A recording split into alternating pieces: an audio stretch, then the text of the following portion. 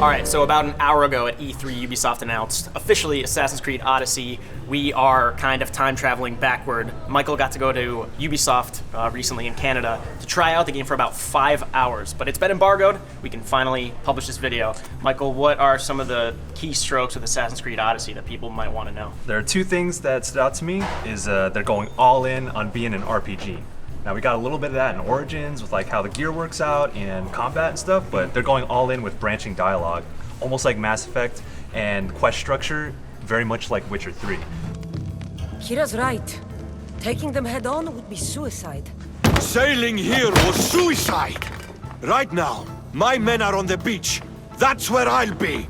Now I straight up asked them about like, oh, did you get some inspiration from The Witcher 3? Like, this is probably the best designed game in terms of how side quests feed into the main story. And they're like, yeah, straight up. Like, we looked at The Witcher 3, and it really shows. So that's probably the number one thing that stood out to me. Yeah, so I was going to say, that always seems to be almost like a feature bullet point on a lot of games, branching dialogue, meaningful choices. But from your time, it actually seems like they are implementing it. Yeah, and that was kind of my impression at first too, because it's like, oh, you're just gonna give me like 3 different lines to say to someone. Yeah, just like a different ways to say yes, I'll help you with your quest or whatever. Yeah, and it all leads to the same road. Mm-hmm. And at first, I was kind of like, oh, okay, this is cool. I like having some sort of agency in how the story plays out.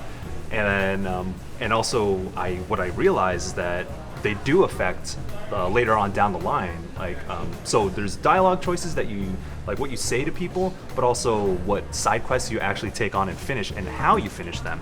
So I didn't realize that at first, because in my 5 hours that I played, there was a main line, and then there were side quests around it. And then by the time I got to the conclusion of the main quest line, that's when everything else I did I saw it play out at that conclusion. So it kind of sounds like it's like kind of area specific though, right? Like you help these side quests in this area, you complete this quest in this area, they kind of feed in. Like I mean, you only got to see a slice, right? Like a certain area. Mm-hmm. So I'm curious if all of those regions sort of interlock with characters as well, or if it's just area specific. So I can't really say, because I only spent time with 2 different islands, but if they were talking about going all in as an RPG, so I would expect that too. If if that's their main message through revealing this game, and also from the demo that we saw, I feel like I would expect that now to see that throughout the entire game. Yeah, and this is the one thing that I felt was missing in Origins, because Ubisoft was doubling down on the fact that this is an RPG. You're gonna find loot, you're gonna level up, you're gonna do all this, but there's no player agency in terms of like the story. You still follow Bayek's story. And this seems pretty cool. Yeah, it's definitely here. Yeah, despite being an RPG, there wasn't much role-playing. Yeah, Did you play The Witcher 3? Do you like it? Yeah, I played a little bit of it. I was just kidding. Jake's played like 6 times through the game. You were kind of lukewarm on Origins, from what I remember. I know you like appreciated it, but does that actually, you being probably the biggest Witcher fan we know, does that make you excited for this? Even though it is the first in they renewed their annual release schedule. Are you excited for this? Yeah, I'm excited, and one of the big reasons too I'm also excited was because based on the gameplay you've shown us and you captured, this also is like a follow-up to Black Flag, which is, as someone who doesn't like Assassin's Creed all that much, that one's my favorite, and it seems like that's a similar story to most people. They're like, I don't like Assassin's Creed that much, but I like Black Flag. So I'm very interested in that as well. Yeah, Black Flag was a very good pirate game with Assassin's Creed elements. Exactly. I love Assassin's Creed. I've played every game at this point. I really liked Origins. But you tell me, there was naval combat in Origins when you were with, the name escapes me, it was Bayek's partner. You were commanding in a flashback, the Navy with her. But you were saying this is like full-on like island hopping, naval focus with like ground combat almost alongside it instead of overshadowing it.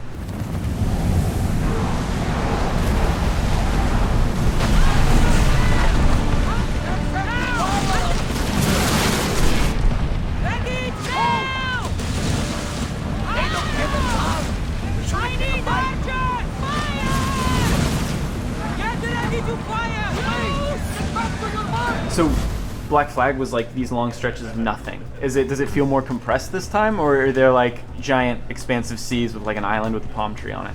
Well, the thing is that at least looking at the map, well, again, I only had access to 2 islands, but looking at the whole map, it seems like it's a huge map, but the actual sea is like you can get to things pretty fast. So I don't expect there to be like a lot of open space, empty waters, and wherever I was sailing to, there was always like Athenian ships to attack. So it didn't feel bare.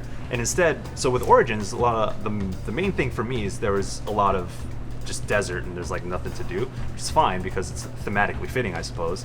But here it's like that same sized map is now filled in with the sea and with this whole naval combat approach.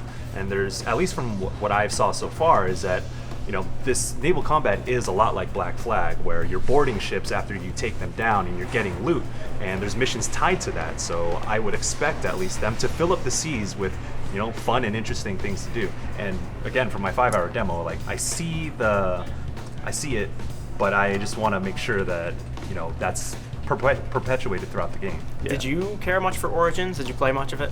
I appreciate what it did in terms of, okay, we took the year off and then we're reinventing how combat works. Yeah. And we're building this character of Bayek. I really like Bayek, so that was kind of my hook for Origins. Yeah, it's which I like because, again, like Black Flag was, to me, a very good pirate game, but the Assassin's Creed elements, the combat on the ground, the way like they still had those annoying quests where you had to tail somebody for 10 minutes, hide in the bushes, an NPC's gonna run into you.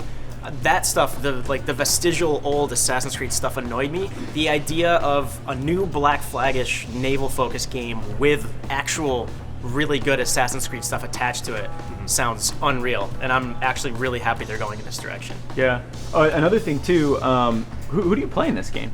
Because you don't play Bayek, right? No, it's not Bayek, but so the main character is, they have Spartan roots, but when you're dropped into the game, you're neither, like by definition, you're neither Spartan or Athenian, and I expect that you're supposed to kind of forge your own path.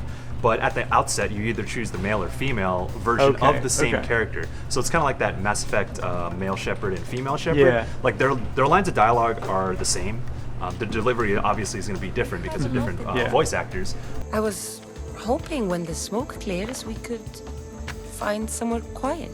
But they are essentially the same character. They're not like, was it Jacob and Evie from Syndicate? Yeah.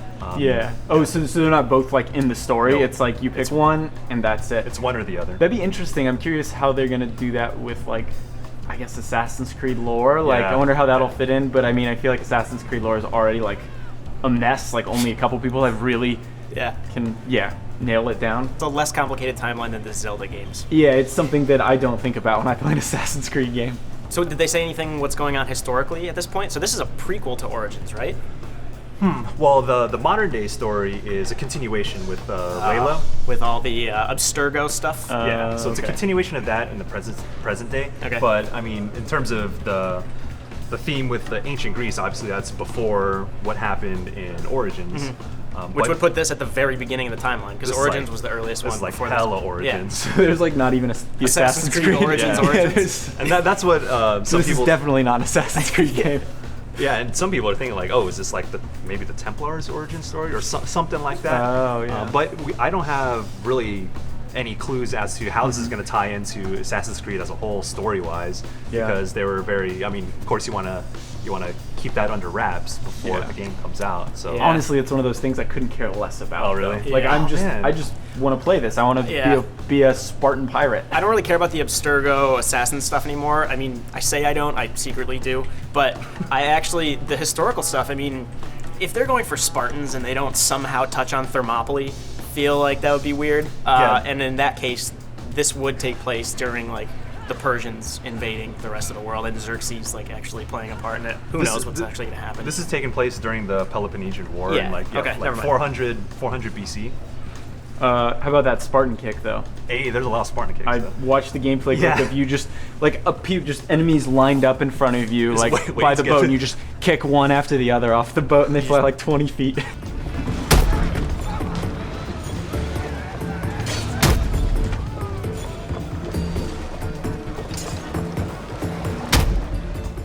But that ties into another thing too, is that the way in which you use the different abilities, they're like kind of tied to shoulder buttons or the left trigger and the left bumper. so going into more mechanics, they have like the same like skill trees and stuff, but you can map so many different abilities to when you engage in combat, and like I like what Origins did with their combat. It's kind of the same here in terms of feel and how it's kind of sluggish to me, but the fact that I have like Spartan kicks and like shield breaks, and also like I can shoot like 3 arrows at the same time. This is also like a step forward, so it's a little bit more fun to play because I have all these tools now instead of just like timing dodges and parries. Yeah. All right, so unless there are any major points you want to hit on, I think my main, maybe not worry, the thing I'm preoccupied with, and obviously like a lot of commenters when they first announced the game on Twitter, were saying, oh, they're going back to yearly releases again. And we knew they would. Obviously, you said Origins took a year off, and it showed. I think they revamped the systems they needed to.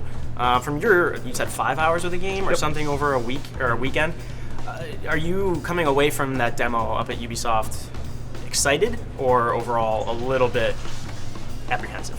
Coming off Origins and then moving on to playing Odyssey, like I'm genuinely excited for this because I think the RPG elements is the thing that does it for me.